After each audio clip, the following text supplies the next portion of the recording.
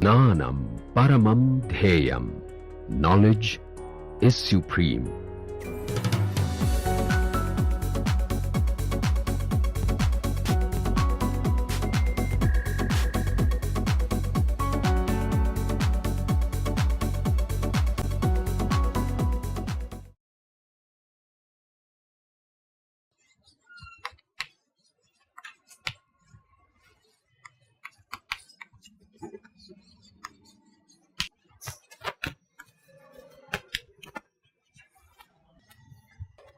So far what we have done is this. At the beginning of the course, we have discussed how to actually record spectra. And in doing that, we came up with two important intrinsic parameters that we have to use in spectroscopy all the time. If it is absorption, we talk about epsilon, the absorption coefficient. If it is emission, then we talk about emission quantum yield phi En. Right? Then we took a break from this discussion of experiments and performed a completely theoretical treatment, semi-classical treatment based on time-dependent perturbation theory, whereby we have arrived at certain quantities that tell us not only whether a transition will take place or not, but also if the transition takes place, the extent to which the transition will take place. Okay? So first of these quantities was your transition moment integral. Then after Einstein treatment, we found Einstein's A coefficient and Einstein's B coefficient. For the sake of continuity, let us write down what are the expressions for A and B. B is written here anyway, right? 8 pi cube divided by 3h square mod Lm square, that is your Einstein's B coefficient. What is the relationship between A coefficient and B coefficient that we had worked out? A is equal to, help me with this, 8 pi h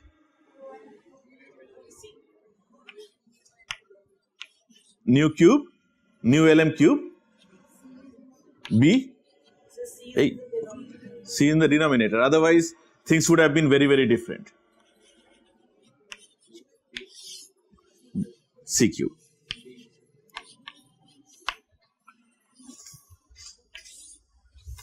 Of course, it is very easy for you to take this expression, plug it here and determine what is the relationship between A and transition moment integral. That is not very difficult. So we have a complete correlation between your Einstein's A coefficient and B coefficient and transition moment integral. Right? The question is, how are these related to experimental quantities? Let us say absorption coefficient. So while doing absorption coefficient, we will not actually go up to epsilon, but it is very easy. Let us see.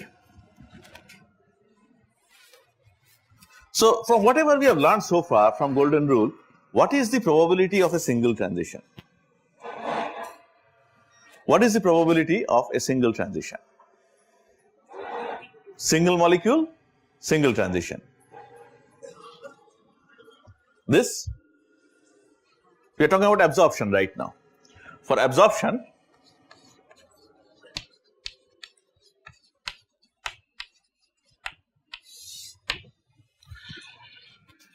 well, rate of change of probability of transition, well, dPLM dt, that is given by this. I'll write that once again. 8 pi cube divided by 3h square mod mu Lm square rho nu. Okay. Now, if this is what it is, then in a single transition, let us say, what are we trying to do? We are trying to now get an expression that looks something like where we started from when we derived Lambert-Beer's law. Remember the derivation of Lambert-Beer's law? How did we begin? We said minus di is proportional to I, then concentration and the length segment dl, and from there we integrated. Here we don't even have to integrate. We want an expression where on the left hand side we have minus di divided by I.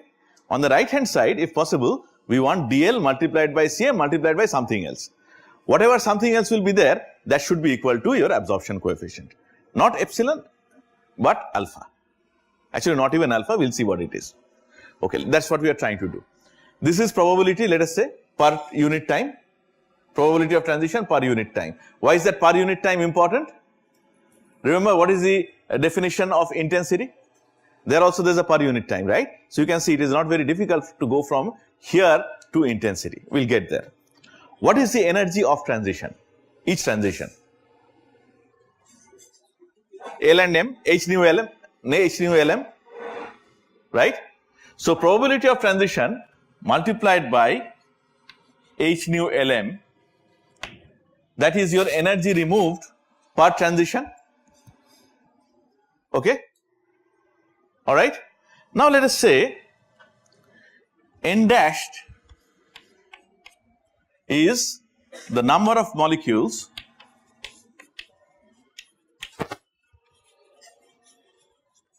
per centimeter cube.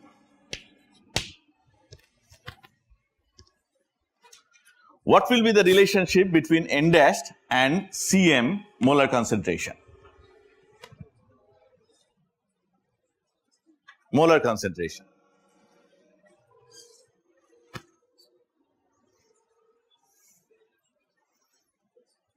What is molar concentration? Number of moles per decimeter cube, right? So if I want to go to centimeter cube, first of all I have to divide by 1000. Okay? So this is basically moles per centimeter cube. If I want molecules from moles, what do I do? Multiply by Avogadro number, that's all, Na. NaCm divided by 1000. I multiply this. NaCm divided by 1000. Okay? Alright? Now, if I take unit cross section and a length of dl, multiply with this by dl, that gives me volume, right? Concentration multiplied by volume, right? There's a number. Now, last thing that I want to do is this. What is the relationship between rho and intensity, since we want to write in terms of intensity anyway? What is the relationship between rho of nu and intensity? I equal to C into rho nu. Just, you can take this axiomatically if required. In the exam and all, I provide it. I equal to C into rho nu. Where C is not concentration or anything. C, of course, is speed of light. Okay? So, what is rho of nu? I by C. Right? So, what I can do is, here I can write I by C.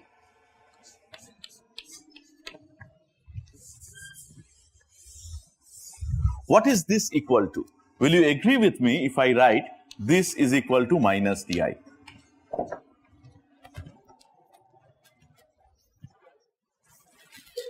See, I have some light with intensity I impinging on a surface in the sample.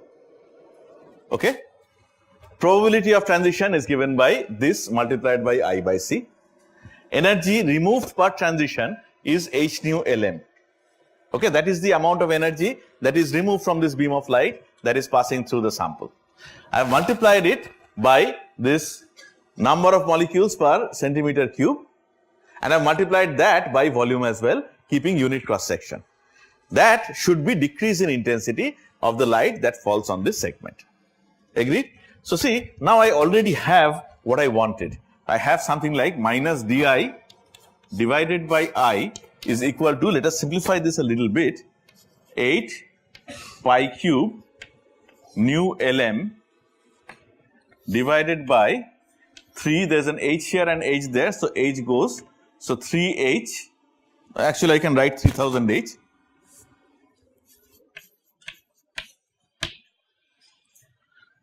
And since this is a universal constant, I'll write this here, Na multiplied by nu Em multiplied by Cm multiplied by dl. Okay? What was the starting point for derivation of Lambert-Beer's law? Minus di by I is equal to alpha nu Cm dl. Isn't it? This is where we had started from, but alpha nu was the coefficient. Just one thing that we want to emphasize here is that when we did this, we pretended as if we are working with one single frequency. But in our time-dependent perturbation theoretical treatment, we have learned that actually the band has some width, right? And that reminds me, when I wrote the x-axis, that perhaps could have been a little confusing for some of us, because there was a question last class and whoever asked it was supposed to remind me today but did not.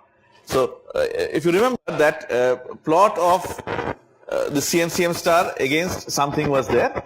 So the question was that what is that minus? Nu cannot be minus. Don't forget this x-axis was something like your delta E minus nu, right? So that can be minus. There is no problem with that. So that was a small point that I wanted to make first. The second thing is here I should not use alpha nu as such. What I should really use is this stylized A, which is equal to integral of alpha of nu over the entire band. Which band am I talking about? I'm talking about this one. This is what we studied in last day's class. Okay. So the thing is, if you remember, we worked with the integrated coefficient, right?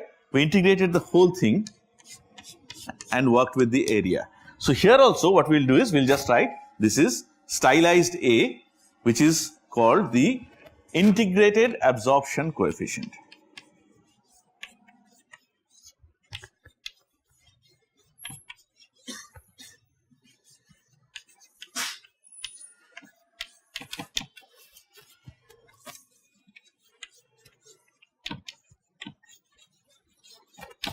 I leave it to you to work out the relationship between the stylized A and epsilon. And when I say I leave it to you, it means that it is highly probable that I'll ask you to do it in one of the exams. So please work it out by yourself. You can work it out now or you can work it out for the first time in the exam. There is no problem. Okay? But I hope it's not very difficult to understand that this A can be related to epsilon. Okay? Because when you integrate, it will be ln. You have to go from ln to log to the base 10 and so on and so forth. Okay? But the other thing that the point that we are really trying to make now is, you take out this Cm into dl, left hand sides are the same. So you are left with integrated absorption coefficient is equal to 8 pi cube Na nu Em. What am I missing? What am I missing? Who will write this? Without that, it becomes a constant for everything.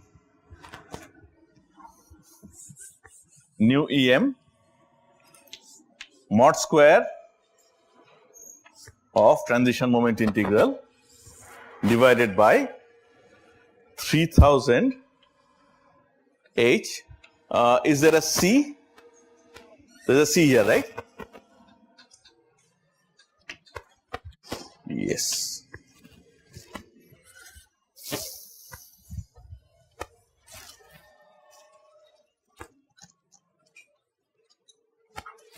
Yeah.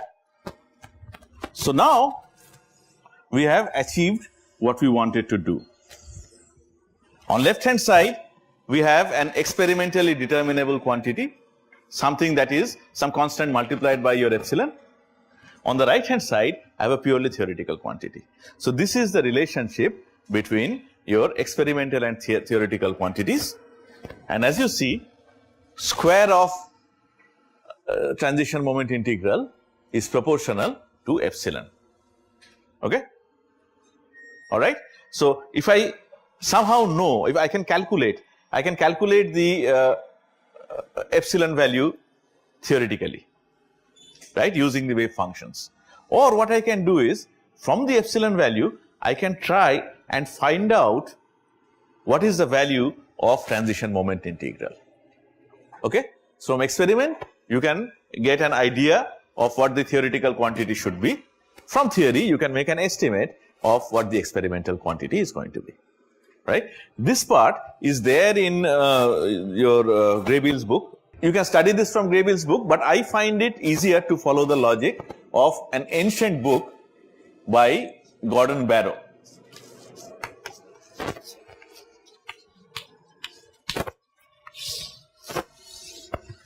The most recent edition of Gordon Barrow's book, I think, was published in 1964. When all of us were perhaps in our previous birth, but the thing is, it's good enough. So this is what we have achieved. Now, once I know this, I can do whatever I want. Okay? From here, the relationship I have is between your integrated absorption coefficient and transition moment integral. If I ask you to find the relationship between integrated absorption coefficient and say A coefficient, can you not do it? Can you not do it? Einstein A coefficient, right? You know what is the expression for Einstein coefficient, right? It is written in terms of B. Substitute the value of B here. You get it in terms of your transition moment integral, and you can work it out. So this is your homework. Please try and find out all the relationships that are possible. Relationship of stylized A with Einstein A and stylized A with Einstein B. All right? And finally, the important thing that we learn from here is this. Let me ask a little different question. Is it possible to have a situation where I have only spontaneous emission and no stimulated emission? When? How can I create that situation?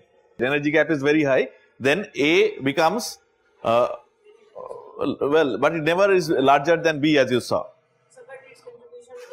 Even for UV, it is still much smaller. Actually, you are the one who said that it is too small, right, when we calculated A. You can actually try and see. Well, that is one part of the story. I agree with you. But there is something else that you could do. Don't forget, your stimulated emission is analogous to a bimolecular reaction, right? B is a property of the molecule. Molecule is only half the story. What is the other half of the story? Radiation, light, right? So if I work at a low value of rho, then what happens?